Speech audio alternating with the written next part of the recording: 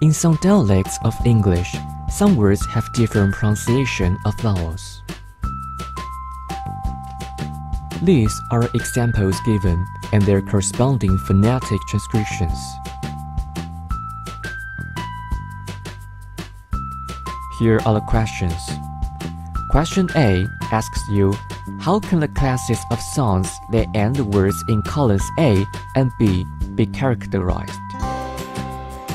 That is, what features specified all the final segments in A and all the final segments in B?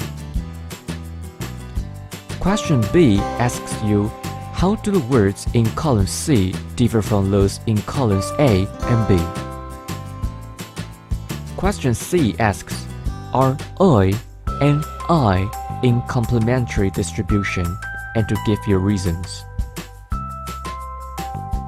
Question D asks, if I and I are allophones of one phoneme, should they be derived from I or I? Why?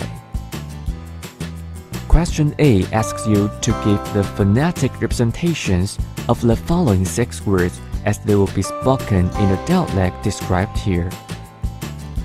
Finally, question F asks you to find a rule that will relate the phonemic representations to the phonetic representations of the 6 words given above.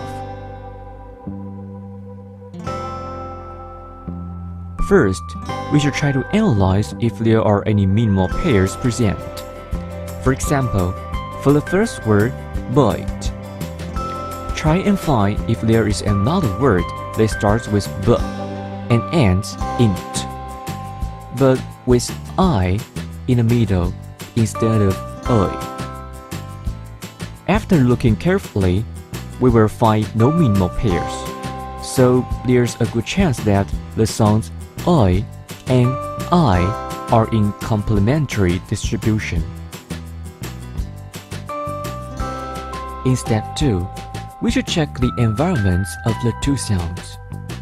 In column A, I is followed by a voiceless consonant, which is in red. In column B, I is followed by a voiced consonant, which is also in red. In column C, I is followed by no consonant. Therefore, we can observe that I and I occur in different, non-conflicting environments, so they are in complementary distribution.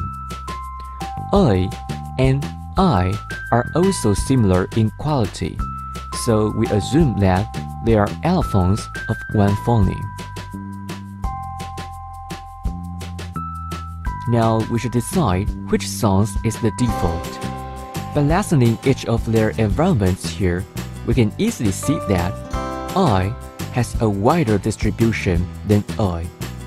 Therefore, I should be the default, and when followed by a voiceless consonant, it becomes I.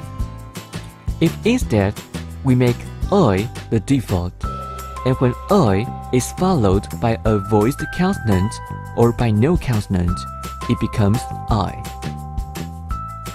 This rule is obviously more complicated, so to simplify things, I should remain the default. Step 4.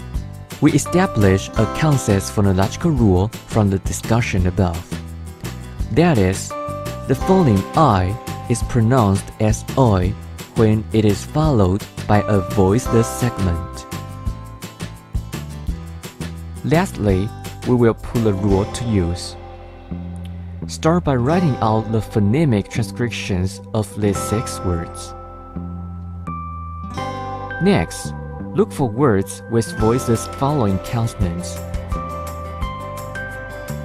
Then finally, apply the rule to these words, and change their vowels in phonetic transcriptions from I to I.